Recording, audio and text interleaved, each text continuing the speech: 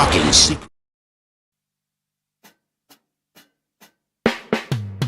This news really changes everything. A distant dream becoming real. I convinced myself it wasn't happening, and now I'm surprised how good it feels. I worked so hard for this, and now the fellowship sees me as one of their own. The sky is the limit, my future is infinite, my possibilities are endless. I'm ready. Drinking every second of the joy of success arriving overnight. But not really. I've been seeing life through camera obscura. Now my canvas is wide as the open horizon. I worked so hard for this, and now the fellowship sees me as one of their own. The sky is the limit, my future is infinite with possibilities. It's freedom, and I like it. My spark has been ignited. If I need to leave you, I won't fight it. I'm ready. I am ready. I'm ready. I'm ready. I'm ready.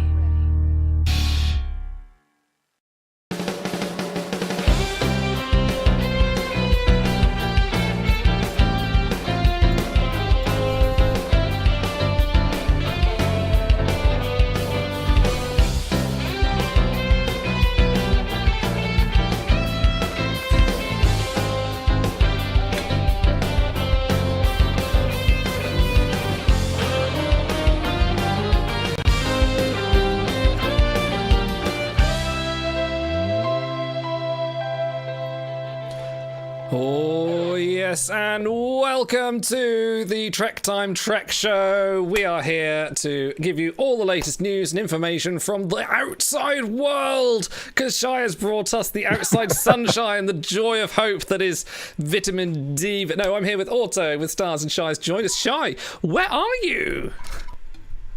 I am in upstate New York, in beautiful Masonville, New York. Ooh. On our little homestead property. Yeah, this is my ribbon. This Your is ribbon. this is where I go for the ribbon. Beautiful day. It's sort of a nightmare ribbon where I'm just eternally building a tent platform, a never-ending tent platform build. Yeah. You need to get your trilithium rocket adjusted just so is the problem. Is there a statue of you just over there? Is there? Just pointing to the side. Sort of reaching toward the future. How are you guys doing? Doing good, doing good. So what's the plans? What's the plans with the deck? What's going on here? I'm going to do like a glamping setup here, like a 10 by 20 glamping tent. There'll be a little porch here, and then that way people can look out at this view. Look at that view. That's amazing. Yeah, it's pretty beautiful, to be fair. It's gorgeous. I can't say it's not too bad. Yeah, I must have. It is. Anyway, how are you guys? We're good. Otto, Stars, how are you Yeah, guys? doing good. Yeah, I'm glad to be here, honestly. Like, I had a bit of a rough day at work and my feet hurt, but guess what? That means I have a great excuse to sit down and talk mad shit about Star Trek for 2 hours. Indeed. You want me to rub your little piggies? Never say that to me again. Which piggy is your favourite? This little one, or this little one? Anyway, we The have... one that went to market and got chucked to bits, that's the one. This little piggy is now in all your bacon rolls. Okay, we got a fair bit to go through this month. So lots coming up, including some digital Love you all. releases, some updates on Discovery. Do you guys like getting decked? I'm going to explain that to you later, and it doesn't involve Shy does. Shy loves getting decked. He's been getting Right, decked all look at that day. segue right there. Yeah, that is. We'll get on to that. And including some collaborations and some new games coming up. But first off, shall we announce that Strange New World Season 2, which has just finished, I am saying, hey, spoiler time, we can now talk about Strange New World Season 2. We have got our 4-hour review up on YouTube if you want to go and look at it. Really 4 hours? We went Fuck on me. for 4 hours. It was a long... Dude, we cut about half the content that I had planned, so... We covered You absolutely can everything. watch 4 of the episodes of the goddamn show. Yes, but that Yeah, doesn't have but our cutting opinions. Depending about on it. which ones, our stream might have actually been better. So Yeah, no, you're definitely right. We should watch the 4-hour review rather than Under Cloak of War. Okay, I let's didn't do say that. which ones. So the good news is You have to that watch the 4-hour review to find that out. for those that haven't managed to watch it, or for those that want a copy of it, it is coming out on physical release. That means DVD, Blu-ray, 4K Blu-ray on December the 5th. Laserdisc. Laserdisc, Betamax, 190k MP3. 8-track. Yeah. Yeah. Quad, yeah. The This is Trek this is our Time- review you're talking about, right? Our 4-hour review is coming out on Yes. DVD and Blu-ray. Yes. Full HD.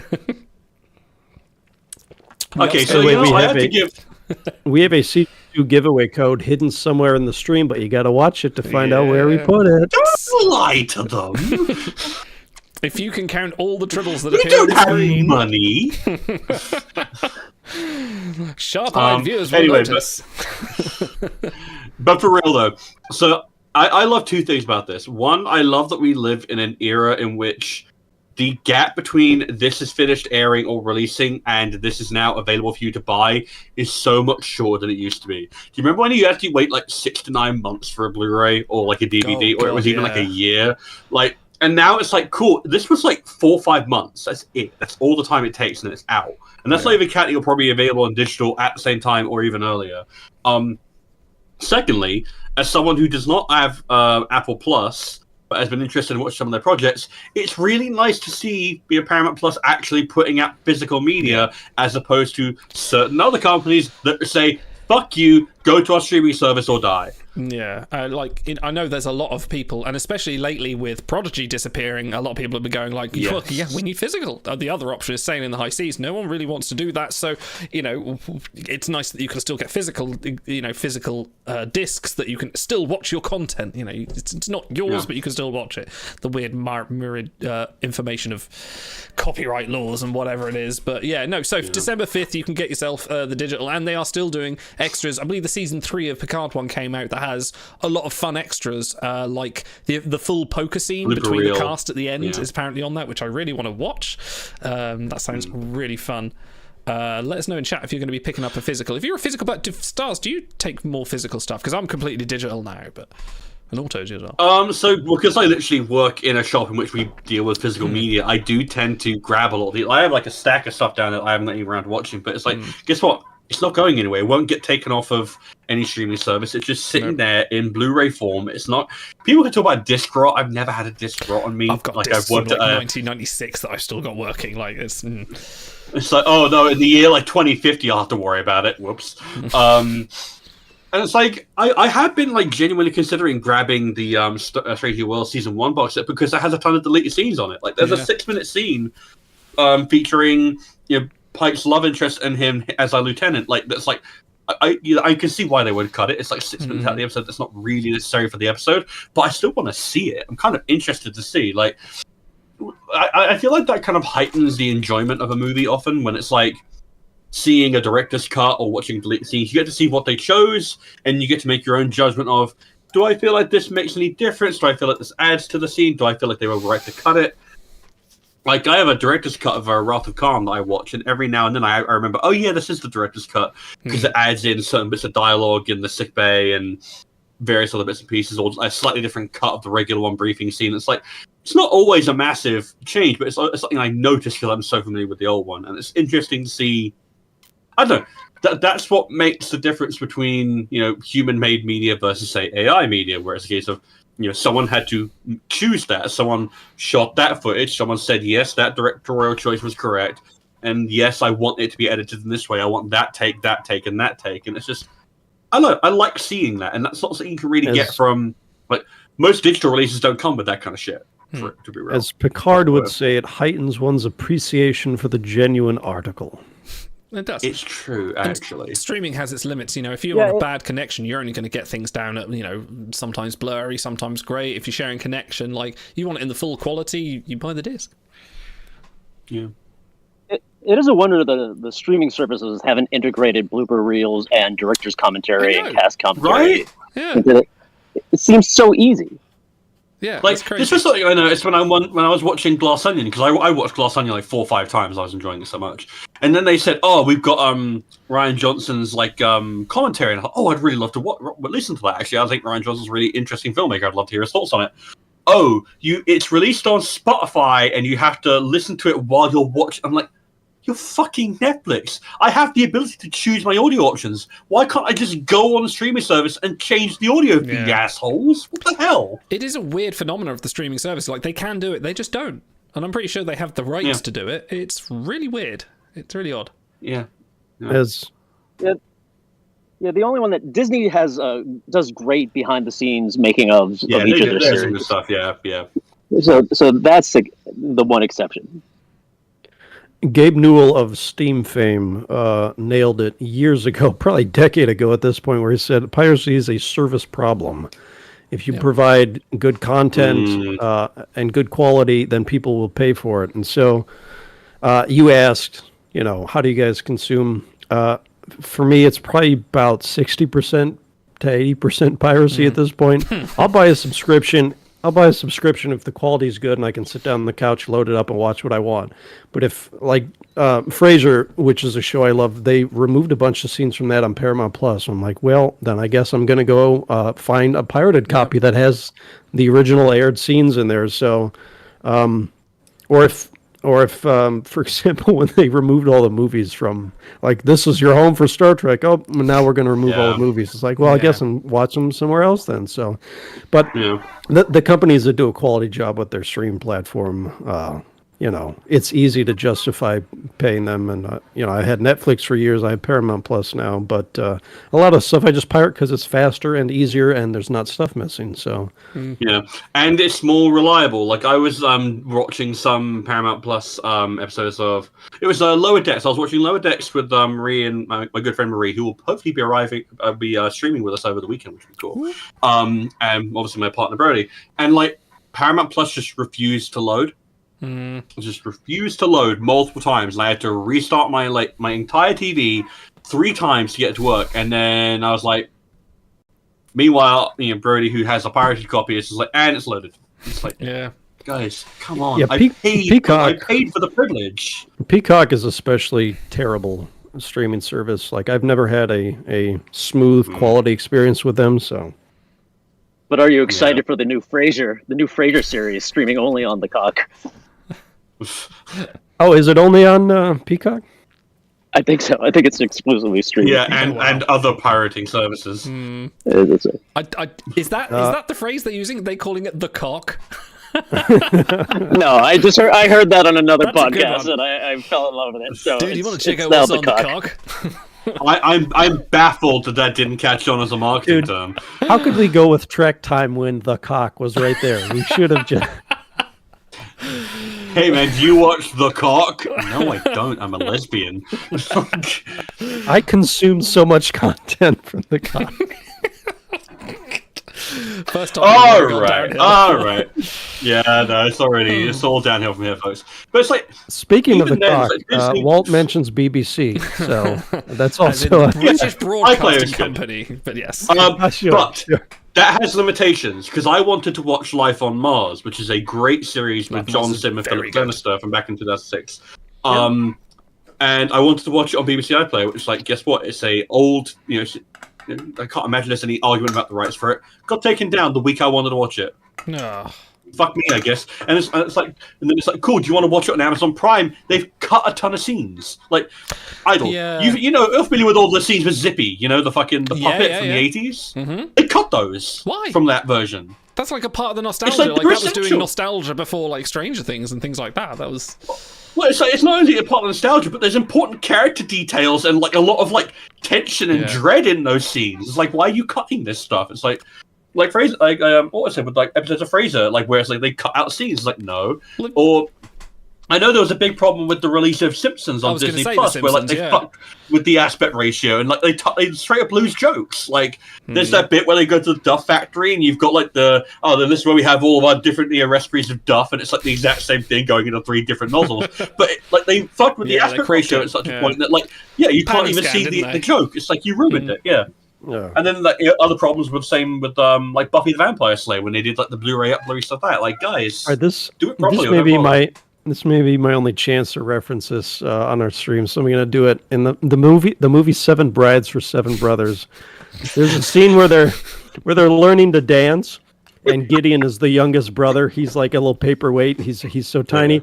So every time he tries to jump in and get dancing, one of the bigger brothers throws him to the side like a rag doll. And so on a narrower aspect ratio, you miss all that. But on the widescreen, where if you're watching it in theaters, you see him get like thrown around like a rag doll, and it is hilarious. So aspect ratio does matter. It does, and that's why I was very grateful. I was very grateful that when they remastered TNG for the Blu-ray box set, so they kept it in 4:3. They didn't try and go, oh, we're going to pan scan and get it in 69 or expand the frame. No, keep it to the original. My dad is a travesty. He watches everything with the stretched. If it's 4:3, he has it stretched. He's like, no, it's got to fill the frame. It's got to fill the frame. I'm like, no, don't do that. Guess what? Shai will appreciate. Guess what? It's what's outside the frame just as much as what's inside the frame. I was in a like a graduate film school film short once, and they screened all the shorts from the class, and all of them were in the wrong aspect ratio because they couldn't figure out the projector. And I'm like, you're freaking graduate film school program, for fuck's sake. And you don't care about the aspect ratio that's being... It was not good. Incredible. It's like going to a technical college and the projector's broken and no one knows how to fix it. Like, okay. So yes, guess what? Physical media, keep an eye on that shit. It's not that expensive for what you actually get. And as like, I have like box sets of all the Star Trek movies, well, minus the Kelvin ones, and all the James Bond movies, minus the one I don't care about.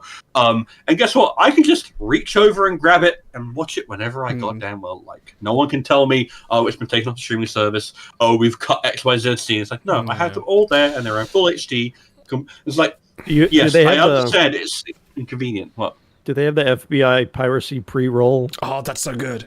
You want to steal a car? No, but they do have these funny little menus where like you'll have like an atmospheric like shot. It'll do like a bit of the instrumental music from the movie, and then a shadowy figure that's meant to be Bond walks in, does the gun barrel, and then it like turns into like various different scenes from the thing, and they're all playing, and you get the audio and stuff like that. It's really dorky shit, but I'm into it. Now, the old special edition releases, I love that stuff. But yeah, guess what? Physical media is fucking supreme. I don't care. Like, I know it's inconvenient to have it all stored, and it's so much easier to just downsize. But guess what? You suffer for that. I would say physical media, but then digitize it, because I'm not a clutterer. I don't want like big piles and stacks of stuff. But to have it, to own it after you pay for it, is much better than renting a license or whatever BS they try to get away with. Bug of that. Anyway, that's enough about our old man ranting about the despecialized editions of Star Wars. No, but it is a legitimate complaint, because as time goes on, cultures change, and people, what you decree as acceptable now is not acceptable in the future, and might be cut, and it doesn't preserve the integrity of the time the film is made in. There are concerns with that, and there are things can be lost. Those are the only versions of Star Wars, the despecialized editions. Yes, let's be clear. I knew that was going to get right. Not to take this on a Star Wars rant. For my daughter's eighth birthday, I was like, she's going to see the despecialized editions or nothing. No, the despecialized editions are great, because like I watched them originally. I was like, oh my god, I feel like I'm actually watching how it's supposed to be. Like, but anyway, enough Star Wars. Yeah. Yeah, what's his show called again? Four guys and a load of time. And a deck. And There you go. Oh my gosh. Okay. Four guys, a deck, and the cock. That no, that would be on the cock. Four guys and a dick. Anyway, God damn it. would you like to hear some interesting tidbits from one Jonathan Frakes, who has been interviewed recently? Do you remember the tallest man you've ever seen? You ever notice how many restaurants are theme-based these days? That's right. Beyond Belief's very own Jonathan Frakes has. Oh, he also. All right. So I mentioned that thing I saw in the rewatch private conversation. I also. There's a Frake. I think Frake said it was Beyond Belief or something in one of the early seasons of TNG. Good. I gotta write these down when I find them. We're gonna do a supercut of all the future predicting stuff. Was it I'm Beyond sorry, that Belief? wasn't worth cutting in for. But No, that's fine. It was. Guess what? Let's talk about Jonathan Frakes, which is always worthwhile. He has been talking up Discovery season 5, which he has been a bit more Cool. hands-on and more involved in. He says there is a brand new energy for season 5. For people that don't know, season 5 is coming out next year. He says Discovery, by the way, is Indiana Jones this year instead of the heavy emo of season 4. Discovery is back on track as an action-adventure show, and I guess they got their marching orders to maintain that. Everybody's embraced it from showrunners. He says it's a thrill to me to find some levity in those Discovery scenes. That's why First Contact was successful, because you build and just add a little levity, let the steam out. That's why Deadpool is a fabulous franchise, because it doesn't hurt. The Indiana Jones is a perfect example. Nobody does that better than Spielberg. So it sounds like we're having a much more lighter, much more fun series of Discovery coming into season 5. That's poot, honestly, because while I love Discovery, it can get a bit up its own arse at times, and it's the idea of final season, let's cut loose. At times, guess what? I like the somber tone. I like season 1 a lot, Season one's but great. at times sometimes I want someone to crack a fucking smile. Sometimes. Sonequa Martin Green is a beautiful woman. Let her do the fucking drug bit from season 3, episode 1 again. I was fucking so love good. that shit. Damn. Exactly. Let her cut loose every now and then. Damn. Best I can do is 3 crying scenes per episode. Sorry, stars. Yeah. Another like a Trek podcast with 4 guys on it telling the lead of Discovery to smile more. That's really the best. Hey, that's not fair. We love To Discovery. be fair, we are talking to writers. I think in season 5, the cast of Discovery is going to steal the Enterprise D and go confront the Borg. That'd be hilarious. Guess what? If we have another finale where it's all AI taking over Starfleet again, I'm gonna have to send a letter to Paramount. That was the good thing about Discovery season 4, because the ending was very refreshing for a season of Star Trek. It was great how they handled it. Was it season 2 with Control, Yes, where they already that was had an AI AI taking over Starfleet? So Yeah, Lower Deck season 3. they've already done that. They don't need to do it season again. 3. Yeah, And there's another one as well. Season 1. Yeah. What is that hater fandom going to do if, like season 3 of Picard, they happen to love season 5 of Discovery? What if they're like, "Oh, this is amazing"? Their heads explode. Just like Janice. No, there is that faction of the fandom that will just never admit they like anything. Well, Hey. no, but there's also going Yeah. to be people that will say that they do like it. Like, I like seeing good Trek. So if you've been with our channel for the last 3.5 years, you've seen me get really excited about some stuff. You've seen me really rag on some stuff. So not everyone needs to love all Star Trek to be a fan of the show, Sure. which is fine. But yeah, it's kind of like, especially in not episodic, but serialized TV, it kind of feels like albums. Sometimes you don't love a band's album, but you may like another album they do. Maybe you don't love season 3 of a show, but you like season 5. So we should be welcoming everyone who likes any amount of It's Star true. Trek with open arms. But I'm excited for this. I only like TAS. Get out of here. We'll be coming on to that. But yeah, no, I'm excited to see that they're changing tracks from Galaxy Ending Threat to which to be fair, I really like season 4, and they set it up. They explained it badly, saying Galaxy Ending Threat, and people were like, no, not again. But it actually didn't turn out that way at all. But I'm looking forward to season 5 being a romp, an Indiana Jones type adventure. To see Discovery off sounds great fun, because this is the last season as well. That sounds like a lot of good stuff. And Yeah, Burnham's guess what? probably Go out on gonna a high save the note. day. Why not? Burnham is probably going to save the day. That's Discovery. fine. That's just what What's it the is. MacGuffin? It's yeah. What do we think the MacGuffin is? It's going to be the mummified corpse of Picard again. Yes, they find it in Mexico. It's been cremated and covered in a white powder.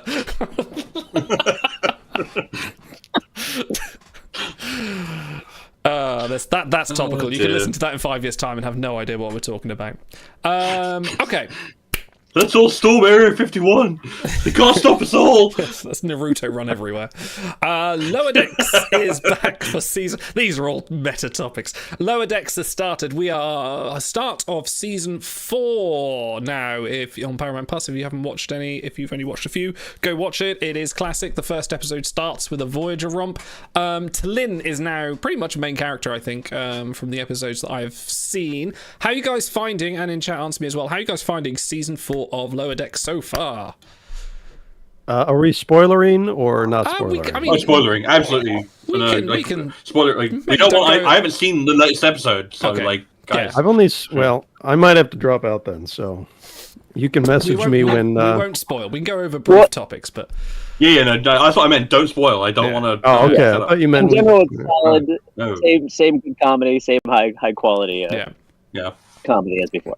There's some excellent stuff. There is. I thought T'Lyn was voiced by Tawny Newsome the first couple times I saw her. No, yeah, because they do sound pretty similar. I could kind of hear it.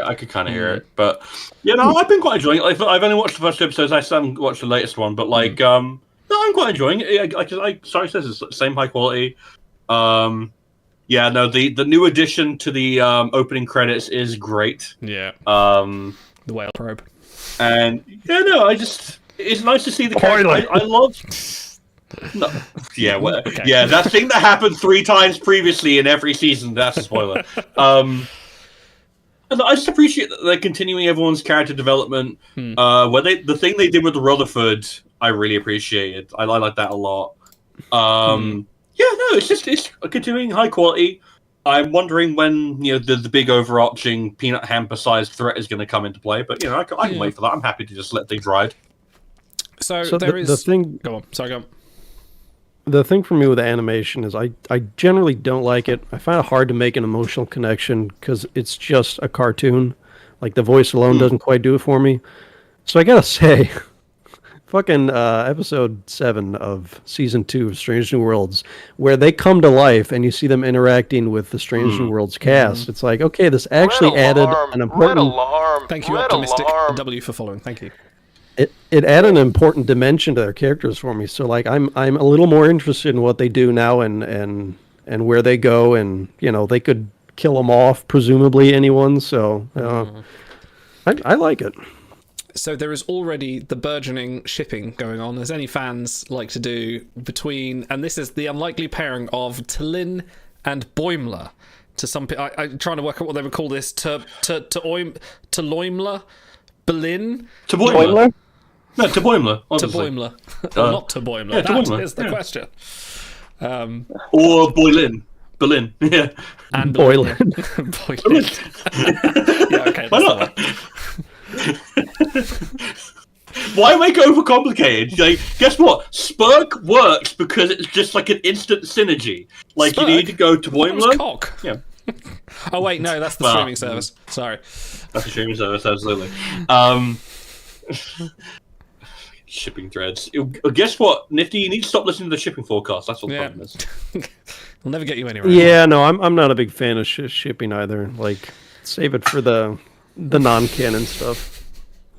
Hey, listen, It's the high seas. Hear the word shipping coming out of my mouth is unsettling. Listen, shipping's been around a long time. Go over to ao3.com and it'll change your world. It honestly will. I think I have 6 published works over there. Do you really? Only none of them Star Trek related, yeah. Can we get you to find them and narrate them? Can that be a hair flip? Yes. No. We're gonna go find them. No. Guess what? You won't be able to find them because they're not in the fandom you expect. They are not Star Trek related. Worf and take a blind stab in the dark. No, actually, Worf completely and wrong. Beast. Worf and Beast, maybe? No, okay. You're getting closer. Speaking of sandwiches, Ooh, don't tempt me. Okay. So, coming up, how thrilled were you? He's actually left. How thrilled were you recently at the latest Star Trek Day celebrations from Paramount Plus? Wasn't it something? For those that watched the 22-minute presentation hosted by I've forgotten his name. Ransom's Dominic actor. Keating. No, yeah, I wish. Oh no, oh no.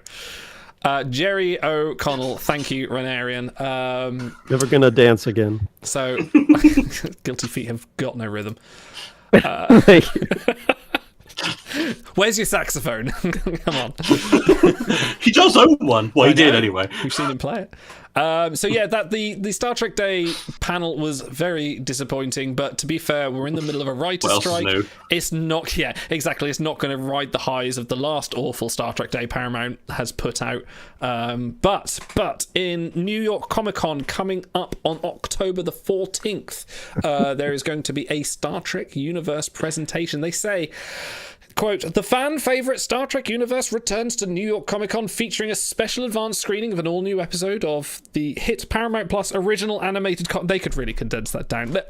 A new episode of Lower Decks would have easily have done it. Plus more exciting reveals and surprises for Star Trek fans in attendance. Chat, guys, what do you think some of those reveals are? They've already said they're making a Section 31 movie. We already know that Starfleet Academy is going to be a series. We know there's a writer's strike and an actor strike going on at the moment. What can they possibly say other than, oh yeah, we're going to commission Legacy? Oh, easy. New video games, so we could get a sequel to Resurgence or something else. Yeah. Because they actually have realized people will buy video games about Star Trek, bizarrely enough, now that Infinite is also coming out.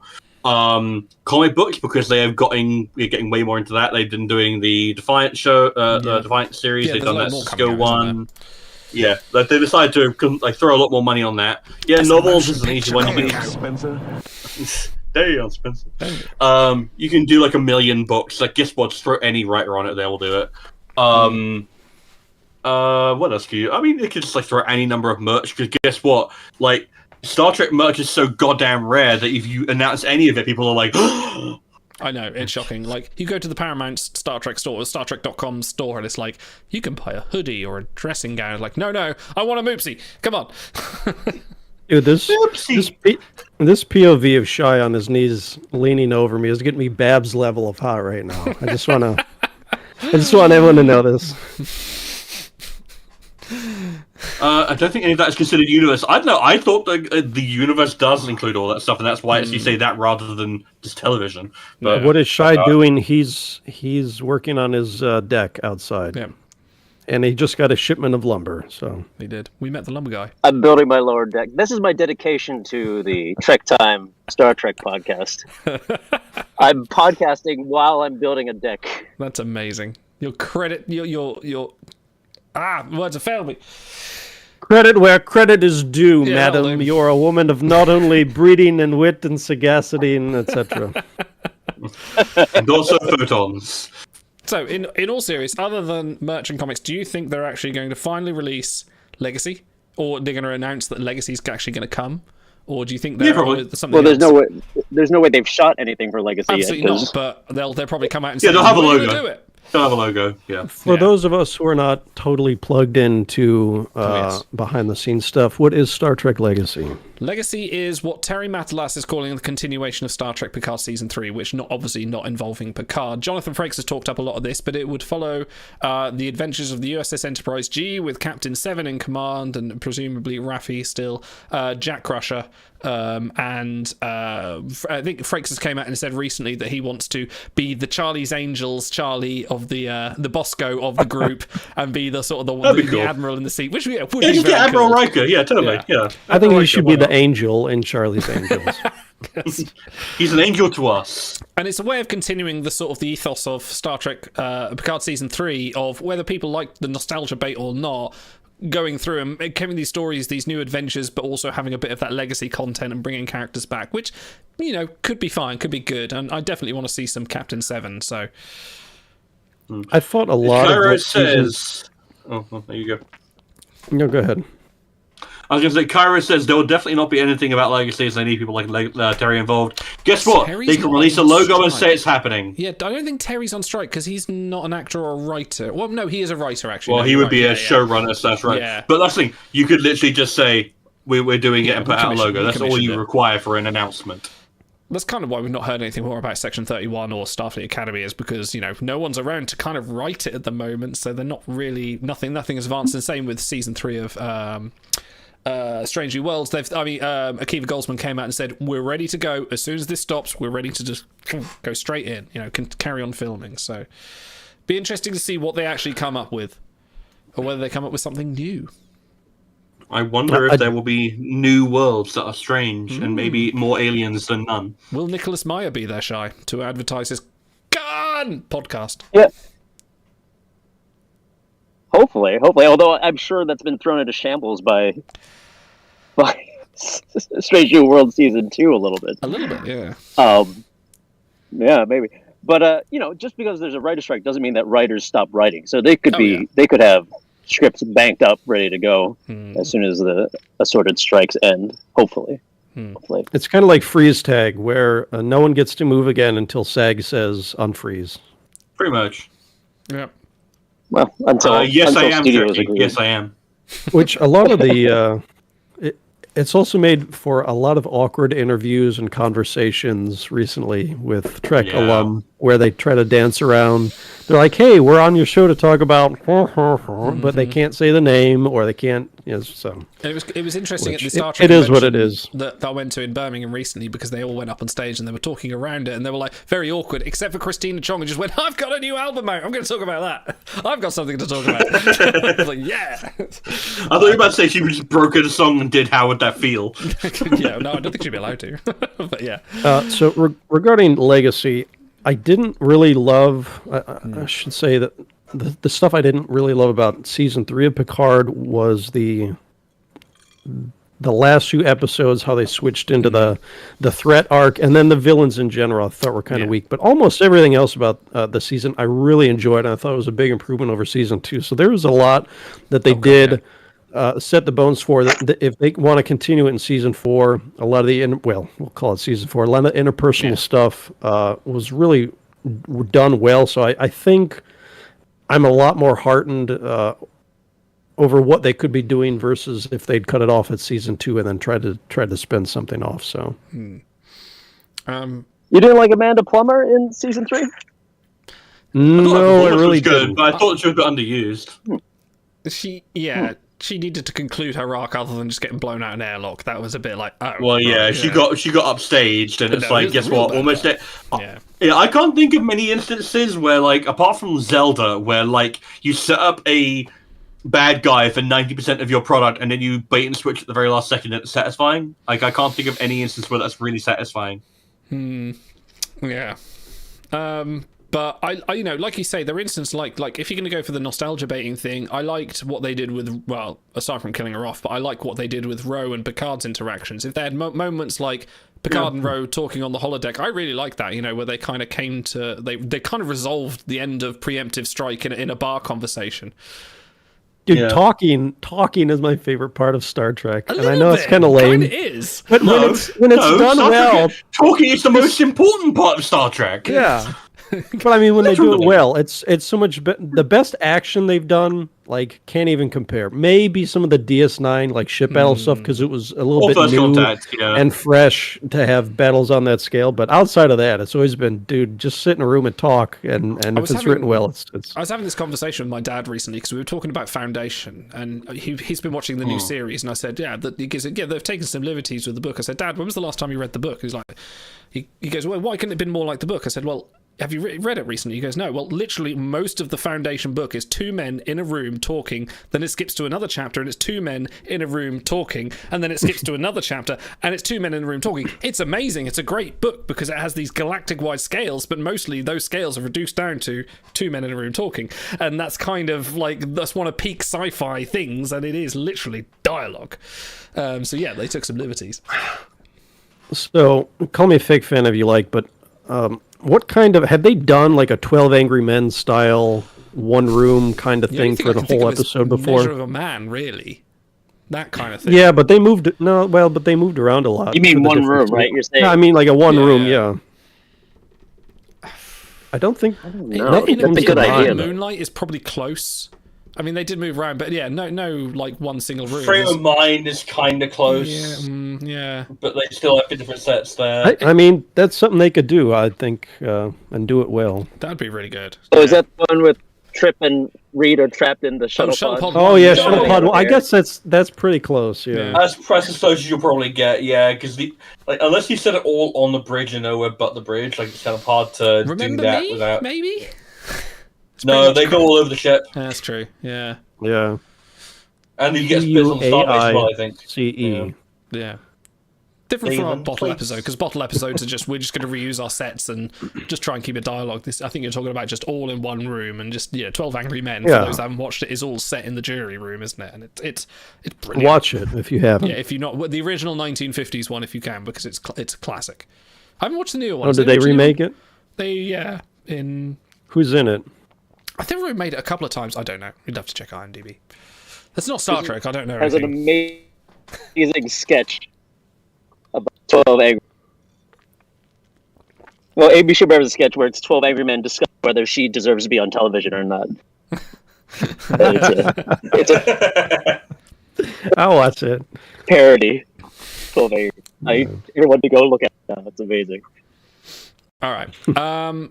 Speaking of new content, and speaking of animated, which I know we were a little bit earlier, but some very short treks have now come out.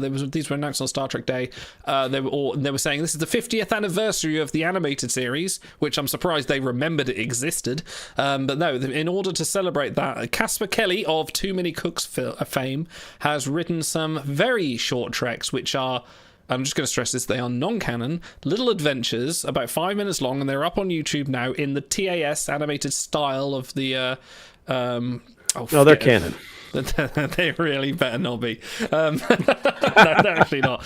If you You haven't see, watched it's funny because he usually has legs. Okay, that was pretty good. So there are 3 out at the moment. We're going to talk about them a little bit. There is To Skin a Cat, there is The Holiday Party, and Worst Contact, which released literally a couple of hours ago today, if you've not watched them. Yeah. You should have given me a heads up so I could watch them all. I've seen 2 of the 3. Skin a Cat. Kirk stumbles into some awkward wordplay on the bridge of the Enterprise. It's not quite Kirk. It's yeah. the captain according to the credits. Yeah, it's a captain, but there's Although definitely he's Ethan basically meant to Pecker's be Kirk. featuring Ethan Pecker's Spock as Kirk kind of navigates his way through a hilarious set of odd Cosmic metaphors. contrivances. Yeah. All right, odd let's not metaphors. spend longer than the actual episode talking about the Pretty episode. much. Yeah. I do like To They're Skin a 3 Cat. minutes each, by the way. Yeah, and I've seen some varying opinions on them. They are. How can I succinctly say this? The humor is of a time or of a type. It's not subtle. It's very sort of a 2000s YouTube skit A or little like bit. I don't mind a like, certain era of SNL. You guys gave like 9 out of 10 to an episode that talked about memes and DuckDuckGo and shit like that. So if you want to talk about, 9 out of 10. well, whoever gave it higher than a Might be 3, me. get the hell out of here. But you know, Oh, it's shotgun. Yeah, so Skinny Cat Holiday Party, which was Spock and I think Celia Rose Gooding was in that as well as Yeah, she was, yeah. and Jess Bush. Uhura. Spock giving some slides, trying to explain humor in a very Joe Piscopo way. I thought. I thought that one was a lot better than Joe Piscopo ever did. And then finally, Like, and I don't say that as in just his appearance in that episode. I mean just in general.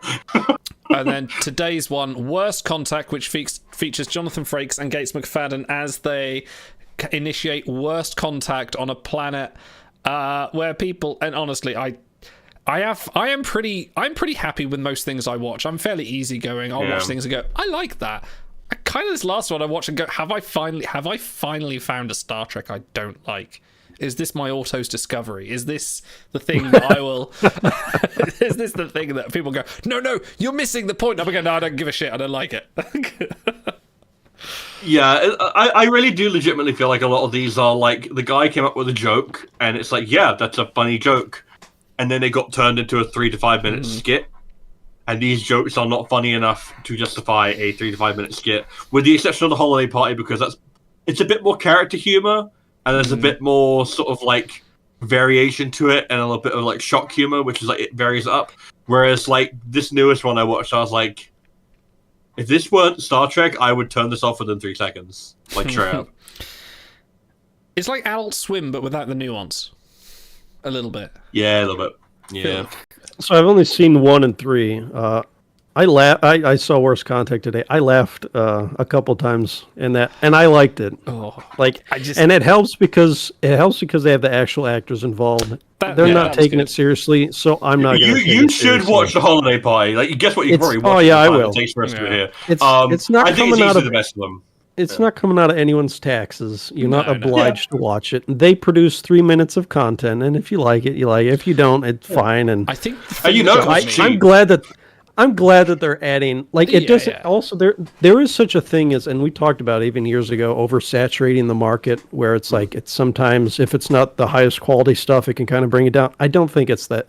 This is that, because they're not like pushing it out or marketing it or doing. It's not like anything going to get a with it. DVD release. Like, they're not even up on Paramount Plus. You have to go to Well, YouTube. That's it. Yeah. Well, you never know. There will be I like it. I hope they do more.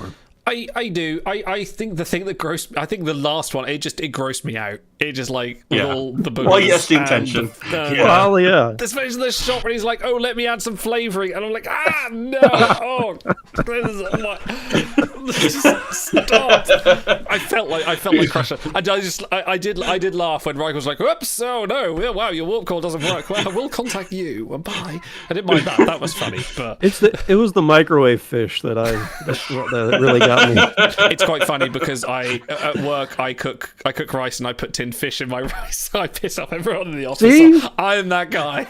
Maybe that's It's the most relatable Star Trek. Idle. ever been. Can I change your mind on these? Apparently, the fourth one's going to be written by Aaron Watke. Ooh, okay, you have changed my mind. So, and I think by process of elimination, we have to assume this is probably the one with either Saru or Neelix, because we haven't seen those ones No, yet. we have seen Saru because he was in the last one. No, because I'm pretty sure Saru was featured as like the main character. Oh, is he going to have his own one? Interesting. Okay, I think so. Yeah, because that was just a one-off joke in the TOS one. Which is but so weird It feels like because they're doing one of each era. They did that flashback to Discovery, and he's in his season 4 uniform when everyone's in it, and I was just like, That's got to be an intentional It joke. It's absolutely got to is be intentional. That's not like the 1960s. They don't make mistakes like that anymore. They don't have a species of race that are completely pink because the main color guy is colorblind. Yeah. Like they did with Taz. But yes, dear. those But are guess out what? I like what it says. Like, Yeah. it doesn't hurt the brand. No, it's no, just no, like no. a 3-minute joke skit. It's like watching a Robot Chicken skit. You'll watch it. You'll forget about it. man. It'll be fine. Yeah, I think like Robot Chicken, there are good ones, there are bad ones. Like, yeah, you're right. I'm sorry. You have. I don't know changed my though, opinion. man. If they can make all of the animated series canon, they could make these canon. Like, I feel like the animated series is canon now, thanks to Yeah, Lower no, it Decks. is, yeah. that's It what I'm is. Lower Decks saying. won't stop bringing it up, yeah. That's what I'm saying. If they can make that canon, they can make these little shorts canon too. I just want to see the Memory Alpha page about like Booger. You know? Bogies. I think yeah. that was. I mean, to be fair, I'll give it credit. That was the one thing because you're being down this planet, you think, oh wow, they've got funky wallpaper, and then they reveal that, and you're just like, oh my god, no. So Trekkie TAS was not canon for the longest Yeah. time, and then they decided it was. Gene Roddenberry didn't partly like it, because of decided Discovery, no, actually. it's not, and then it wasn't until Lower Decks first season where they No, introduced- Discovery. Was it Discovery? Well, yeah, because they bring up the Alice in Wonderland thing, which was exclusive to TAS. No, because they made that canon. Alice in Wonderland in. Oh, what you mean Spock's relationship with Alice in Wonderland? Yes, yeah, you're right. Well, yeah, yes. because Burnham brings it up in relation to her relationship with Amanda and Spock, and it's like that was explicitly only in TAS. So season So then, 2, like Discovery then. was Oh, no, kind of the season thing. Was the season 1? Yeah, because you start saying it in like episode 3 or 4. Yeah. Like that's when they kind of recanonized it, and then Lower Decks just started, giant Spock skeletons and all this bullshit. Like and Kazinti even though that's a weird legal kind of I thing. think, no, TAS yeah. is now canon, Is it? No, not Larry Nemechek. and Robert April as well. Yeah, Rob April. Yeah, definitely. Like April wasn't technically canon until Strange New Worlds recanonized them. I think yeah, it was Gene Roddenberry that turned around and went, no, this was just a fun aside. None of this is canon. I probably did it just to piss Walt Koenig off because he wrote an episode. But I think most of it was probably because Gene Roddenberry wasn't getting any money from it. Was probably more the inference. It's like no. Yeah, he couldn't find a way to put lyrics to that funky theme song and make money off it. It's a great theme song. I love the TS theme song. Larry Niven, thank you, Walt Koenig. No, I think Larry Niven's a cool guy. The fact that they had to, like, I think, what was it, Michael Chabon had to, like, contact him about that reference in Picard Season 1, he was like, yeah, sure, fuck it, why not? So, cool. Anyway, it's a shame. Oh, speak of the devil, literally just going to say, I was going to say, shame. Give me a deck update. We're going to be getting decked. Have you been getting decked lately? Because Paramount Plus is going to get us all decked. This is going to come to a point. Cast your mind back 2 years ago when Wordle was a thing. Do you remember Wordle? That thing that took over everyone's life? There is now a Lower Decks themed. Hold on. Shai wants to tell you that it's still a thing and that you're wrong. Is it still a thing? Shai. I don't know. Isn't it? I know Connections is all the rage right now, but isn't Wordle still a thing? Don't people still play Wordle? Anyway, Quirtle, I just remember it was huge, and then Octogirl. New York Times bought it, and then I never heard of it again. But if you want to play the Wordle Lower Decks version called Decked, I put the link in chat now. Play ParamountPlus.com/DECKD, and you can indeed play your daily Decked to play the it's essentially it's a Wordle clone that Paramount's come up, which is quite cool. But I would have thought they're maybe a couple of years too late on this to kind of maybe pick up the pieces. Yeah, get on your deck watch. Deck watch. So I don't know what today's is. Everyone's watching to see what you will do. Actually, funny enough, that is today's deck. No, I don't know what today's deck is. I haven't played. I'm actually pretty terrible at word games. Star, did you get into the Wordle thing, Stars? Nah, not really my thing. No. Like, I like a good game of Scrabble, but I'm not. I don't know. It's, the guessing element kind of makes it less fun for me. Yeah, you just like to know a word. Yeah. I mean, unless the word is. Sometimes he just reads the dictionary and has fun with that. Well, that's why I like Stars. That's why I like Hank McCoy, obviously. Walking with the Thesaurus. I thought he was a blue person. Hey. We can be both. That was a joke. Anyway, never mind. Ed Spielers, the guy that played. That was the joke. That was the joke. Ed Spielers has recently been in the press talking about the Picard Season 3 post-scene. I had to get the right numbers there. The Picard Season 3 post-credit scene where, because I don't think we've spoken about this yet, where Q... Yeah, him talking about the Avengers Initiative. Yes, pretty much. Q turns up and Jack Crusher's sitting there on a donut, eating donuts in his Iron Man suit or something. I don't know. Q turns up and says, your journey is only just beginning, as in the end of freaking All Good Things. But Ed Spielers has been pretty much on record as to say that, yeah, he didn't know that was going to happen. He just handed a script, but he's like, yeah, I'll do more stuff as Jack Crusher, obviously, because actor wants money. Yes. It's always the thing. Oddly. Crazy. With that. But the one thing that always gets me about that post-credit, and my reason for bringing this up is Season 2 of Picard made a huge point of saying, Q's dead. Q died. He made his peace with Picard, and then Season 3 turns up. And I know he turns up and even says, you think in such three-dimensional terms, and, things like that. But still... I want that to be the go-to explanation for whenever something doesn't make sense in Star Trek. Yeah. Like, because it explains the whole Borg Queen thing, the Q thing. It's like, hey, that doesn't make any sense with canon. You think in such three-dimensional terms. It's like, hey, this directly contradicts the scene I watched last season. You think in such three-dimensional terms. This episode was badly written. You think in such three-dimensional terms. Shai. Yes, Otto. I'm sorry, when you hit unmute, I'm just like waiting for some goodness to come flowing forth. No. He's sitting there. What more goodness do you need? Well, I was going to argue in favor of course, Q should exist linearly. That makes complete sense. It's not linear. In fact, maybe Q's interactions with Picard's son is why Q feels the need to come back and sort of spend the end of his life with Picard in Season 2. They killed Picard and immediately resurrected him. So why shouldn't they be able to do it with Well, Q? that's true. Like, We can rebuild and him. Q wasn't even human, presumably. So hold on, are they ever Well, that going to one do like a episode. big? Yeah, that's true. Are they ever going to do a big Q like reveal twist where we either find out what the magic is or the technology or whatever? Because It's I just- no, I listen, can't like, think I of an know, easier way to I ruin know it. You want to see I the know it Trelane works machine? better without it, but that doesn't mean that they won't do it anyways. Because they, I hope that John Shows do Delancey it all is the time. dead by that point. Because then at least I can be like, it wasn't the cue. Because guess what? It would ruin it, and I think he also knows that it would ruin it.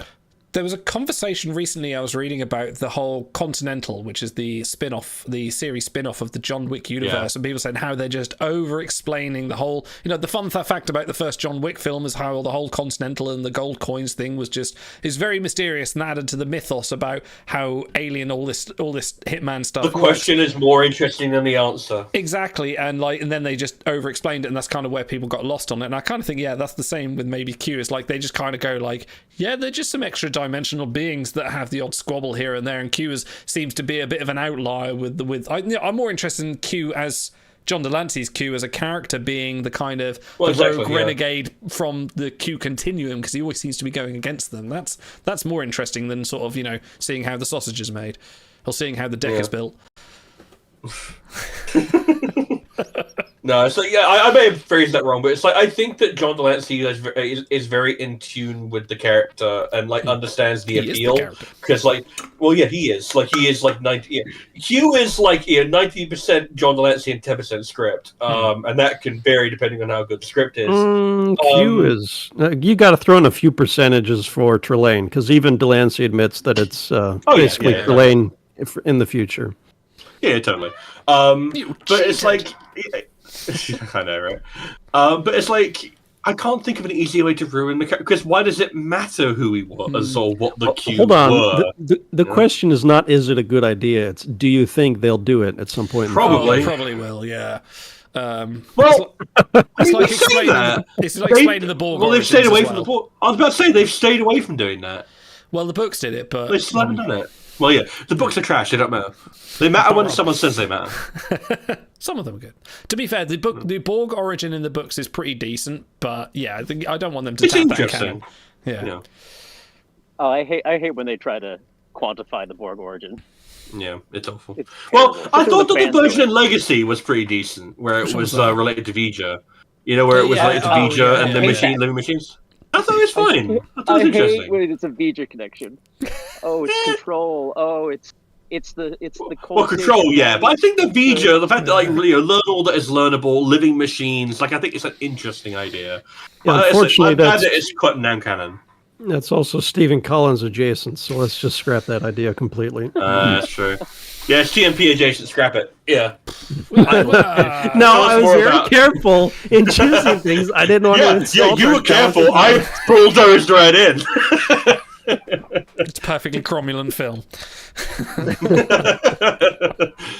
But it's like, I feel like part of the problem is that like the Borg and the Q are such incredibly like potent sci-fi archetypes. Like it's like the cyborg, literally the Borg. Yeah, the Q. It's like, well, what is the Q? Well, it's something so unknowable that you can only call it by a random letter of the alphabet that has nothing to do with the actual concepts. Like the idea of trying to quantify that kind of misses the point. They're not meant to be specific. They are archetypes. That is what science fiction is about. It's about exploring ideas, not always specifics. And it's like specifics is for character writing and for like when you want to do like alternate history fiction or all these things. But it's like for sci-fi, like you say, like keeping it specific can be very, very good or it can be very, very bad. I think that going into those origins would be an awful idea. I feel like they did a lot of damage to the Borg over the years, because there was a time when they were legitimately scary, and these days it just feels like they're reduced to the Queen. So it's like all of Starfleet versus like the Queen, and that's it. It doesn't feel like they're an implacable foe, like legions, hordes of faceless, nameless enemies. So I wish they, if they are going to do more on that, I wish they'd, pull back the clock a bit to when it was that, and not worry about face-to-face conversations. I don't. Well, I think the problem is. Sorry, I don't mind the Queen side of things. I think that's interesting, and that can kind of give you hints to an origin that maybe she was the progenitor or some sort of Davros to the Daleks kind of situation. But I kind of. where it fell apart for me is how maybe in Picard, like with season 3 especially, and like how easy they are now to kind of defeat. Like Voyager took down a transwarp network and all of a sudden they're crippled. Like this is an alien, a race of beings that assimilate to perfect, that search perfection. They've got to have a backup. They're not completely wiped out from the Delta Quadrant, and then all of a sudden in Picard season 3 they're pretty much immobilized. Janeway takes them out. A few Borg cubes are just, you know, knocked out here and there just from photon. They've lost the mystique by being easy to make actionable scenes. Well, the problem is actually, that, like, well, you go. Sorry. No, I was just gonna say, like, that's the Q description of humanity, right? Humanity is just advancing at this pace, unheard of before in the universe, apparently, and that's why the Q is so concerned about humanity. So when humanity first encounters the Borg, it's like, oh, you're not prepared for this, but you know, give us a few decades, and you know, we'll wipe out and we'll commit genocide on any species we encounter because yay humanity, right? Damn, Spencer. Speaking of genocide. I like the Borg as this menacing. Like, it's been a long time since we've seen. Like, it was close with the Borg cube in Jupiter, like as it rises out. But it's been a long time since we've seen a Borg cube and gone, oh shit! Like it seemed in Voyager. Well, I think Prodigy came the closest. Yeah, I you know, when you watch Scorpion, or is it Scorpion? Yeah, and you just see them get overtaken by a huge fleet of Borg cubes, and you're just like, oh my god, they're in so much trouble. Like, you're generally fearful that someone is going to die, and it kind of gets a bit. Well, it gets watered down. The problem is that like.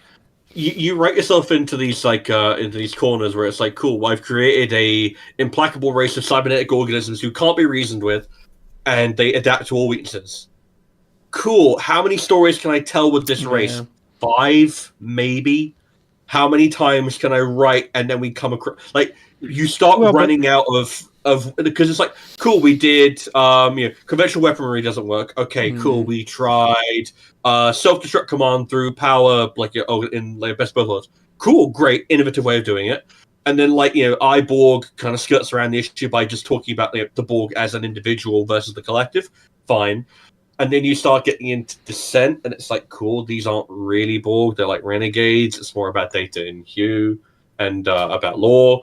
And then Voyager comes along, and that's when it really starts to be like, cool, we can just kill a sphere by beaming on a photon torpedo, which kind of ruins the narrative. But like, you say there's no stories in it. I think they can be used not as part of the story, but as part of the threat or the antagonism. I mean, like seeing a Borg cube looming on the horizon can add tension without actually doing anything. Like, it can be the chase, like the Nebula scenes in Best of Both Worlds. The cube is out there, you don't see it, like you just know it's there, but it's fueling the tension for the scene. I think there's definitely moments like that can be used, like as an unfathomable enemy. Like, and I think back to classic sci-fi concepts like an Arthur C. Clarke's Rama. Like Rama, this big unknowable thing. The first book is amazing. The later books fall short because they explain too much, but having this great unknowable entity that they're exploring without really fully developing it adds a lot of tension, but it's the characters that fuel the moments. Well, I thought season 1 of Picard actually did that very well with the artifact, because it was just like this sleeping elephant, right? And the whole time you're like, when is it going to wake up? When are they going to lash out? And well, yeah, and it was also an interesting look at the post-assimilation rehabilitation. I thought that was a really interesting tack to take. But like, because season 1 actually has a lot in there to unpack when you kind of look past the worst parts of it. I did really like season 1 too. Like, it seems to get lumped in with season 2 just because of the big tone shift between 2 and 3. But it's a 3-chapter series. So yeah, exactly. And it's like season 1, I think, is easily a lot stronger than people give it credit for, just because it falls short at the end.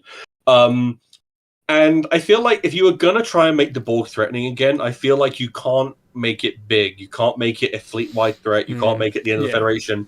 I would want them to take the tack that they did with Prey, like the new Predator movie, where it's like, I want to see one character try and deal with one Borg drone on like an isolated ship, and they have to scrabble. I want Arena, kind of. Yeah. But dial up the body horror now that we can do it on streaming services. I want to see like this Borg drone like cutting people to pieces and adding them to itself, becoming this awful gestalt of technology, and like dial into the Cronenberg-esque aspect while like the human character, or whatever the main character. The drone would be moving at the same speed as the Arena Gorn too, which makes it hilarious. This is but the thing is, you can sell that with the Borg.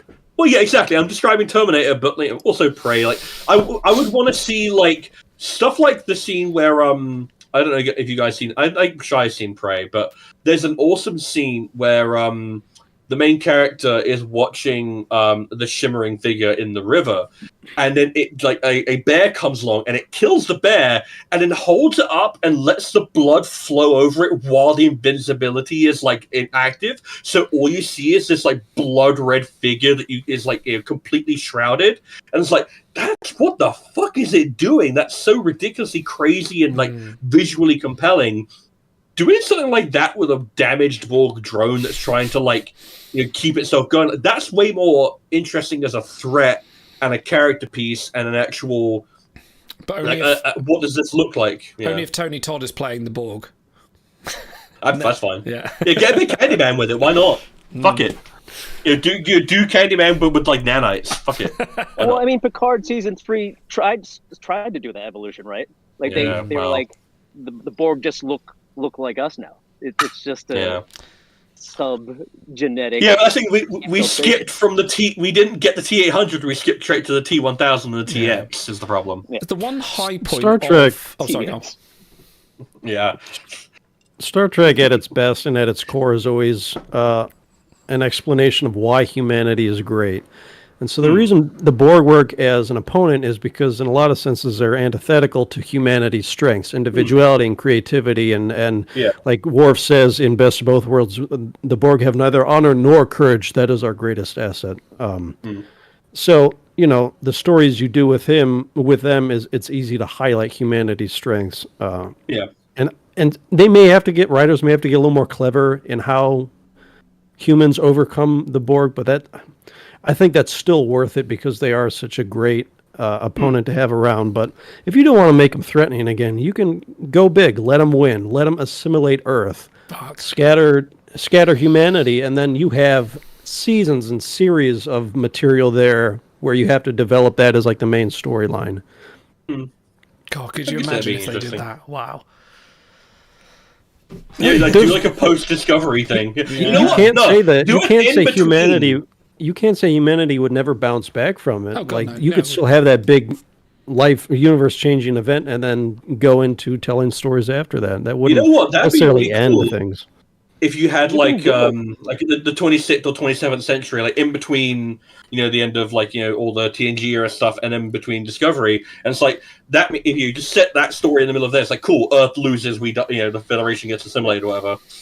And it's like, cool, we know for a fact that it'll be fine because we've seen what that endpoint looks like, but that gives you so much time. Okay, how the fuck are we going to fix this? Right. They say in Discovery that we haven't heard from the Borg in a while, so, there's got to be a story. There was like a little story hint to it. Yeah, absolutely.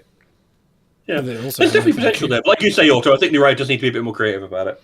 I think I'd like to see more creativity in series structures. Like, how many times have we done a ship and then we follow the crew in the ship, or a space station or something? If they assimilate Earth and people are scattered to the winds, you have a lot more introduction to types of storytelling, to introducing and then pulling away characters that would come and go. And I think it would just really spice things up. I think this series already exists and it was called Battlestar Galactica. Also Deep Space Nine. But that's what I was going to say. That's what's good about DS9 is because although it's set on a station, it is set on different stories. But I think you're right. I mean, my dream series is have Space Dock 1, the series, or like the one that Hanging Over Earth, because you can tell so many stories there about, and depending on what series you set it in, you can probably set it in post 25th century or whatever. And you just have this story of like, you have the ambassadors, you have the Babylon 5 angle with all the traders, like the DS9 angle as well. You have like people going off to different planets and different starships dealing with rogue Starfleet captains. You can pretty much tell every story from the focus of the hub of Earth, from the presidency, like West Wing style, like a West Wing style Star Trek series. Holy shit, give that to me. All right, as long as we're doing fantasy booking, do we ever get to the point where humans have the option to permanently eradicate the Borg, but what holds them back is they have to admit to themselves, am I destroying a race by doing this? That's or am I... Borg is literally that story. Yeah, no, I mean, but they didn't actually end the Borg there, so... No, that's true. There's still Like, is that a compelling story, or is it just like? So It's not yes, worth because doing. Doctor Who did that story back Genesis in of the the 70s. It was Daleks, called yeah. Genesis of the Daleks, yeah. Where like the main character literally is holding a fuse, and it's like, do I have the right to touch these two wires together and end this race forever, even though they are one of the most evil, despicable things in the world? It's like. Now, in that story, they kind of pussyfoot around it by having him say, yeah, no, for all the bad they do, yeah, there's something good is going to happen. And it's like, it's a bit of a lip resolution, but the idea is not wrong. And I think you're quite right, Otto, that you could make a very compelling story out of that. Now, what a... Now you talk. I think people are just writers and directors. They're just scared of ending a thread. Like, Yeah. I think it's okay to just completely remove a race and say, okay, we're not going to ever see them again. And they're terrified of that because they always want to have, well, what if we bring them back? What if there are more stories and this and that? You can add infinitely new, more different people and races and all that stuff. It's okay to just end one. It would be a nice little surprise as long as you're not doing it every other week, like killing people off in popular, dramas. Then it's okay to do it once in a Which while. minor character are we going to kill this week? Is it Ro? Is it Shelby? You decide. Yeah. Hey, Ro's not a minor character. How dare you? Sorry, I do apologize. She's been in at least 10 episodes. I can't even tell you. I was so happy to see her, and then as soon as she got in that shuttle, I'm like, "Fuck, they're gonna do it, aren't they?" Hey, guess what? Don't get into shuttles in Star Trek. It's a bad idea. Didn't see a body. Never saw a body. We don't know if she's Well, Yeah. well, there was that apparently. Invasion. Guess what? There was apparently a scene that was going to exist where it was revealed she was alive. So guess what? Just imagine that's your headcanon. It's fine. Yeah. Moving on. Anyway. Do we have more news, or should we just talk about do. the Borg for No, another we do. hour? We do. You guys like Kid Cudi? Kid Cudi? Cudi? I don't know how you say it. I think I remember them Hey, doing a Dad. song for Spider-Verse, actually. I think I quite like that song. Yeah. Let me check. Yeah. He's a Oh, yeah, and they disc collabed on a Taylor Swift song. I love that song. Yeah, gorgeous. That's great. Actually, incidentally, there's a lot of Taylor Swift talk about going around, and I'm not a pop person myself, but I decided, well, I'll try and listen to some, and then I've listened to about 3 tracks of it. Nope, that's pop. I don't like that. Okay, anyway, but what did you listen to? I have to know. I can't remember what was on the top of Spotify, and it just went down from there. Because guess what? Antihero, fucking bop. Blank Space, incredible. Gorgeous is a fucking banger. I can keep Was on it going. Karma Paper is My Rings, I actually really love. Like Paper Rings, I actually really love. That entire album is really, really good. Like Miss Americana and the Love Break Prince, I love that. Yeah, but is it as good as I'm Ready from Subspace Rhapsody? That's what I want to know. Look, just because you're not in tune with your inner teenage girl doesn't mean we all aren't. I lost her a long time ago. Look, hi. Anyway, it's me. I'm the problem. It's me. Kid Cudi is collaborating with Paramount as part of Star Trek Day. They're teaming up for a Boldly Be campaign, which will happen this October. There is apparently the collaboration includes Kid Cudi's unique. I apologize. Am I saying that correctly? I assume I am. I'm just writing it. I've never heard or listened to the artist before. No, I'm going to let this stand. I think this is great. No one correct him. No. Let him be wrong with confidence. Tell me what it is. Look, Walt Koenig, I am indeed a Swiftie. You can blame my boyfriend. Anyway, they're doing a collaboration Look at him try. that reflects the optimistic and inclusive spirit of adventure, discovery, imagination, and most importantly, hope at the heart of the cultural phenomenon. I am going to assume that there's going to be a song. Phenomena. That's all right. It doesn't quite tell what there is going to be. There's going to be a song, there's going to be an interactive gaming component, and a bold-fashioned collaboration. There seems to be a weird thing that Star Trek has never kind of done before. I mean, I'm not saying that musicians haven't had relationships with Star Trek, but this seems to be a very strange mix of an artist doing things, probably because he's a massive Trekkie, because it sounds like he is, but I'm kind of struggling to see. Kid Cutie? Is this the thing that they're saying, like, right, we need to get the normals in. Let's do it with someone that's popular. I mean, they've got to try, right? Well, they do. Oh, I don't want the normals in our genre. really don't. Get out of here. Only real fans allowed, please. Yeah. But would you buy... Like, is this Paramount saying we're going to make uniforms? Because they're talking about clothing, and there is a picture on the website of said Kid C. Udi on You've just given up, haven't you? Yeah, a little bit. In the uniform. Is this the way of saying, like, hi, we're going to do some fashion? Actually put out some fucking uniforms you can buy that aren't on eBay, that aren't Kozamart. You can buy from, you know. Is this actually going to do some proper goddamn merch for once? Maybe Look, they it's fair realized enough. that, like, Do you have any? maybe they realized they sold like 100,000 of the Picard jacket. And True. Like, wait, people want these? Why would they want these? People wear them. They can't wear them out. Merchandising. Merchandising. Yeah, no, they've Mel cottoned Brooks on to got what, it right. yeah. They've cottoned on to what the X-Men comics realized like 2 or 3 years ago, where they started like doing their own in-universe version of the Met Gala, and they would do all these variants of the comics that you could buy that were just, look, this character and it's a really snazzy outfit, and it's like, guess what? They made them fucking mint doing that, and now Star Trek is like, yeah, we can do that, and it's like, Yeah. I don't know, I think Star Trek can be fashionable enough, especially nowadays. Like all the work with like in Strange New Worlds and Discovery with all their fucking gorgeous costuming, Yeah. they're fashionable enough that you could probably get away with it. Mm-hmm. Do you have a life-size Beast doll? Not life-sized. Do you want to see my biggest one? Beast doll, We're right? still talking about the same thing. Yeah. Okay. Yes. Okay, give me a second. Oh. Like he has to turn the camera off to get it. Like there's some sort of ritual. You don't want to know where. Yeah, it you keeps don't it. know where this has come from. You don't know what they're covered in. Jesus. No, I unsarcastically don't want normies in Star Trek because I like hardcore, nerdy, cheesy sci-fi Star Trek, and I'm afraid that we're going to get less of that as they try to mass market it. Do you know what? I like talking with Star Trek with other people that are on a kind of equal level of Star Trek nerddom as me. I kind of like when people go, I watched a Star Trek episode, and then like, yeah, what one?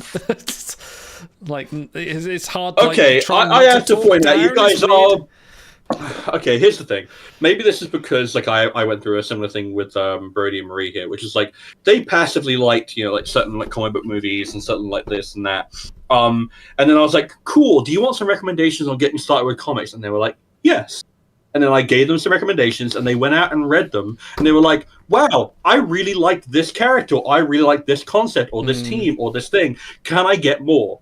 And it's like, while I understand, yes, like Star Trek is the special nerd thing that we all like knowing the most about. Did you have a little 90s, 50s jingle in the background? Do, do, do, do, do, do, do, do, and like, yes, you, sir, can get more Star Trek at these locations.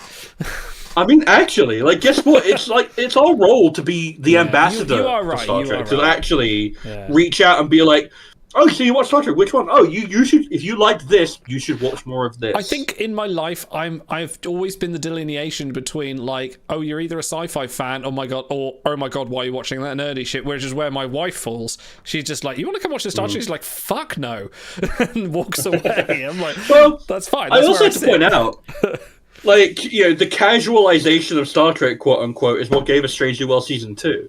Like, that is the easily most, like, you know, casually approachable season of Star Trek they've ever done, where it's like, you know, there's musicals and there's, like, a funny rom-com episode, and it's like, and yet it also gave us Under the Cloak of War.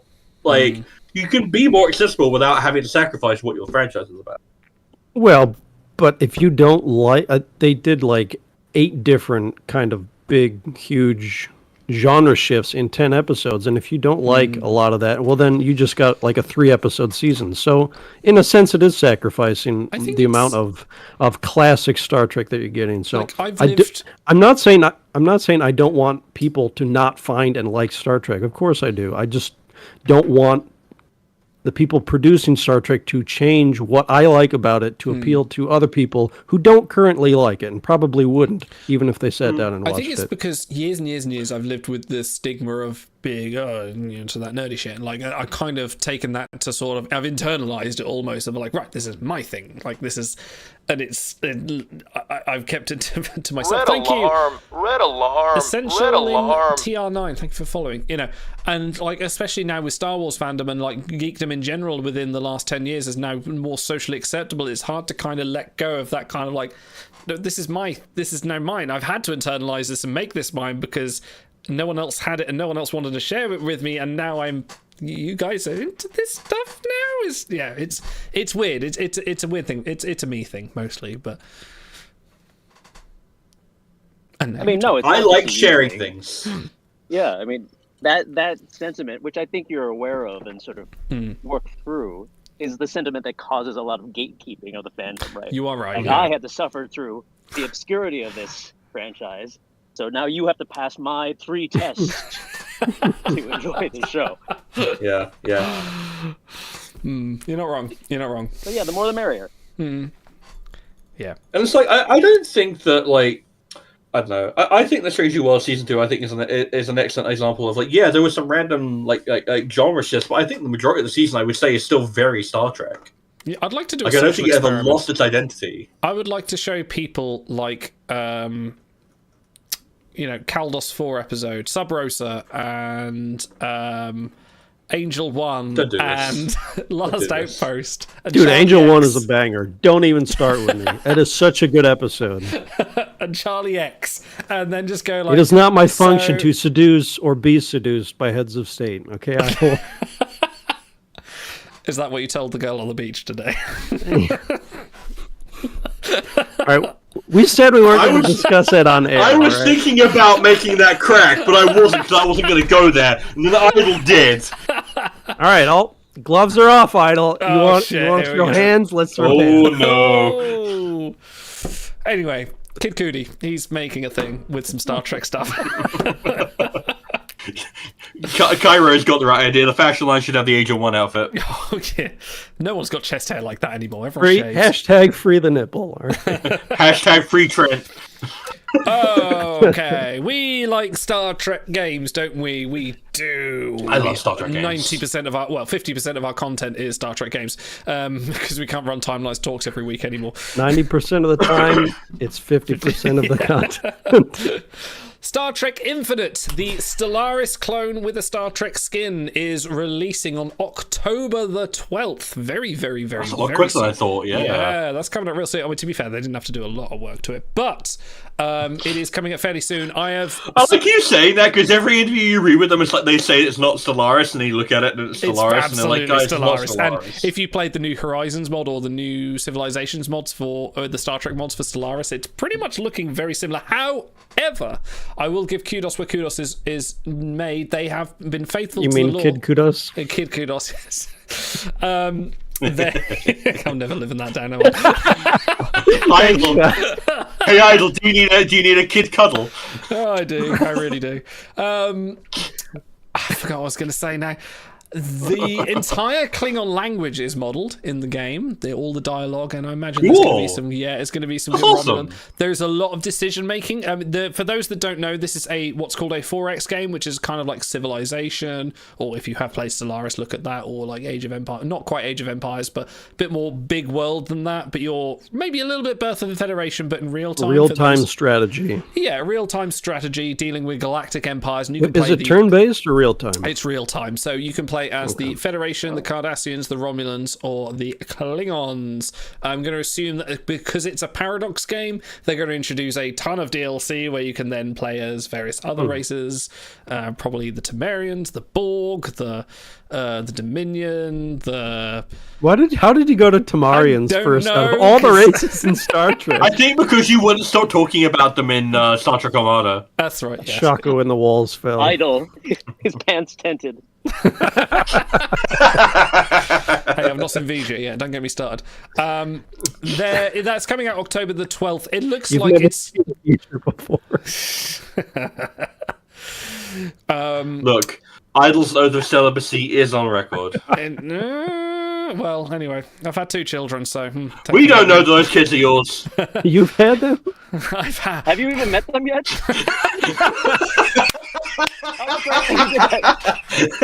that one time.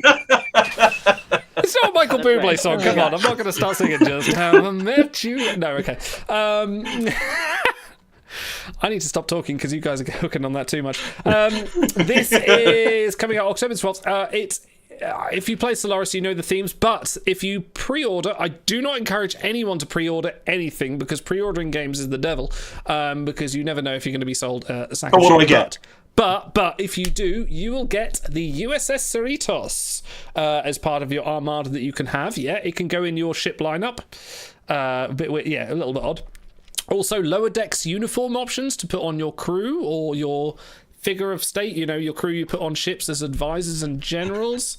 There's also the Klingon voiceover pack, which I mentioned earlier. There's also soundtrack, art books, and music DLC. The usual kind of stuff you get. It is now. This is all kind of stuff that you can usually buy after the game has been released, and they're like, we're not getting pre-order money anymore. They'll release it afterwards. Well, you say that. The only thing that makes me think they won't do is because it's Paradox. And Paradox tend to release everything as lots of minute DLC. Oh no, you're right. Yeah, sorry, I remember what you're saying. Guess what? No, they will release it after once the pre-order money is dried up. I thought you meant they were. You don't watch that content behind. They'll absolutely nickel and dime you for everything afterwards. Yeah. No, totally. It looks interesting. It looks like you're going to be able to sort of, unlike Stellaris, which is very sort of grand strategy. You create your own race and kind of go out from there. This seems like it's going to be focused more on choices you make as your assigned race of how to deal with specific situations in the Star Trek universe, and you can sort of focus your rather than focusing your civilization down a certain tack. Like, for example, in Stellaris with the Federation mod, you could turn them into a bunch of racist bigots and go that way and declare war on everyone. Yeah, exactly. This means you could actually you stay true to the form. Like the Romulans, like Birth of the Federation, the Romulans and Cardassians are going to be shifty bastards. The Klingons are going to be warmongers, and the Federation is going to be like, I'm going to assimilate you in my own way, and that. In my own way. In my own way. We're going to be friends and we're going to work together as long as you do what we tell you to. Dude, you're actually making me want to play Birth of the Federation again. So. We should do Birth. You should play Birth of the Federation out. We've spoken about that before. We absolutely should do that. So that is coming out on October the 12th. I did something around there. Also, Star Trek Online has a new campaign out. It is still going. It is going on to its how many years now? 13th year, 12th year, something like that. Star Trek Online is still a threat. It is still happening. And the newest campaign introduces Captain Kim of the USS Rhode Island. He did get... that's how you know it's not canon. That's how it does. There is a new campaign called Insurgents, which involves the Tholians, a reality vortex, Starbase One, and a Borg. You know, the crazy shit that Star Trek Online does. I've been doing some playthroughs. Go and watch it if you want to see how absolutely balls to the walls that is. However, there is now, and this is not expected, there is now a Prodigy lockbox. The lockbox being... Star Trek Online's way of spending lots of money and hopefully getting the thing you want. But you can actually get the Protostar class starship in there. Cool. And on top of that, if you've ever played Star Trek Online, you go to Earth Space Dock and you look out the view screen, there's usually assembled starships. They've now put the Protostar front and center in that view screen, which is them saying... That's cool. Save Star Trek Prodigy. Is basically, Cryptic going like, no, Paramount, you've made a massive fucking mistake by cancelling this. Yes we want it back. We all love it, and apparently it's everyone's going nuts to the Protostar. Like, whether it's a good ship or not, people want it because it is a cool looking ship. I love it. I think it's a great ship. I think it's a really cool evolution of the Star Trek design ethos. Idle, I haven't looked at the show notes because I'm lazy. Can you tell me if you have anything about the tabletop stuff in there? Because there is a new release that I think I should let everyone know about. No, please do go on about that. So, in keeping with the celebrating of 50 years of Star Trek the Animated Series, you can now buy the Animated Series Supplemental Guide for Modifius STA, which includes 9 player character sheets for the named bridge crew, including series newcomers Lieutenant Arix and Lieutenant Morales. Of course, yeah. 10 NPCs representing a variety of Starfleet officers usable in your game. 5 new player character life path options, including Aquan, Kazinti, Pandronian, Philosian, and Score. Gosh. You can also have a variety of space frames and unique starships, including the Aqua Shuttle, the Romulan Stormbird, and Kukulkan's starship. 10 NPCs, including Harry Mudd, Cyrano Jones, and Giant Spock. Is there a guide for having the inflatable Starship Enterprise? I would not be surprised. That would be amazing. We need to deploy that on I'm glad to buy it, but yeah. Oh yeah, absolutely. I'm going to be buying it the moment I get paid. But I had to let you guys know there is a TAS supplement if you want to live out the series that you never got. We've not done many TOS adventures, have we? Because I think we did the one, didn't we? We did the one where Shai was Kirk and made us all look like fools because he was so ridiculously handsome and cool. I mean, that's most streams. I don't recall that campaign. I recall you arguing with a computer. That was the most Kirk thing you could have possibly done. I recall a campaign where we were sent to protect a new sentient life that we found, and I immediately destroyed the first possibly sentient computer that That's what I recall. Again, most Kirk thing possible. No, that'd be cool. I look forward to Come that. and shoot to kill, shoot to kill. For those who want to know, we are currently in the middle of a Star Trek Adventures campaign, and we'll be doing one Sunday, actually. We'll be doing the 4th part of that. Yes, It's been Sunday. It's been a very fun campaign. I've been more front and centre of it than I thought Okay, I would as a good player fun. character. I need to back off a little bit on the next You're one. the XO. I You're know, the XO. but I've been getting into all sorts of shenanigans. Also, final bit of news for this week. Do you guys still listen to the Delta Flyers? Have you been catching up? Have you listened to much I've fallen of their off. stuff? Yeah, I fell off as well. Once the writer strike is, or the writers and the actor strike is over, there will be a new series of the Delta Flyers. You think they're going to stop after covering all of Voyager? Oh no, they are now going to be joined by Terry Farrell and Armin Shimmerman are joining Garrett Wang and Robbie McNeil. That's good value. To go through Star Trek Deep Space Nine. And actually, that's the thing that makes me go, yeah, I might pick this up again because obviously DS9 is like my favourite series. Guess what? Like Armin and Terry, like that's a fucking power. Like, the only way it could have been better if you'd gotten a Nana Visitor rather. But I like, imagine fucking, they'll get some drop-ins. I mean, like the success of Shuttlepod 1 is, You mean the success of Trek Time? Of course, yes. We started. Trek. We started before they did. All right. Did we start before? We did start. Well, when we Or did no, Trek, I'm Trek thinking before... the Shuttle Pod show. We were. Oh ahead yeah. of. We were doing it I don't before think they we did. predate the Delta Flyers, but We predate Yeah. the Delta Not Flyers that doing old. as a podcast, but not We doing were- individual episodes. We did we Star were Trek college roommates with the Delta Flyers, and they stole that idea from us. Along with Napster. Yes. and Facebook. Yeah. That's an Italian Job joke, Yeah. in case you guys don't get it. The 2003 remake of the Italian Job with Marky Mark. Which was surprisingly good. Yeah. It is actually. I really like Don Sutherland in that. He's good. And Edward Norton. Anyway, enough Italian Job talks. Cranky, no, they are joining full better time. They than are the going to original? be doing full episodes no, of the Delta but- Flyers. But sorry. Go on. The answer to that question is always well, no. Armin Shimmerman has got to be in my top 5 Trek alum that I want to hear he's talk so about cool. things. He's His so brain is so much bigger than all of ours put together. That's just What's not because of the fringy prosthetics. lobes? Yeah, I was gonna say. Yeah. He's got lobes. No, Armin Shimmerman, not Quark. Yeah, that's so. the joke. But like, he's an That's- amazing voice Fuck. actor as well. He's such a prolific talent. He's so incredible. But enough about Shy. I was just saying I was walking through an art gallery in upstate New York, and they just had all these, interesting fabric reliefs of sort of abstract objects and found objects, and then just randomly, there was a bust of Armin Shimmer and his Quark in the middle of this gallery. I'm like, what's this doing in here? It was like Andy Warhol, like Like pop, made out of the tape. different sort of shades, like the Campbell Did you soup. get some answers? Did you talk to someone? No, it was closed. I was just looking through the window Oh. at this gallery, like scanning. Wow. What is that? Is that a Quark head? Why is there a Quark head on the floor? Why isn't there a Quark head on the floor? Did you spray it gold and kiss it? The Grand Negus's head. Look, if there isn't a Quark head, then you should be asking, where's the Quark head? Is this some kind of bust? Walt says. Is it part of a Romulan plot, a ploy to start a war? Indeed. And that brings us to the end of all our news. Oh wow! And that's All right, Shy. bye. Bye, Shy. So, oh no, shit! Autis gone. Nope, Shy's back. Oh no.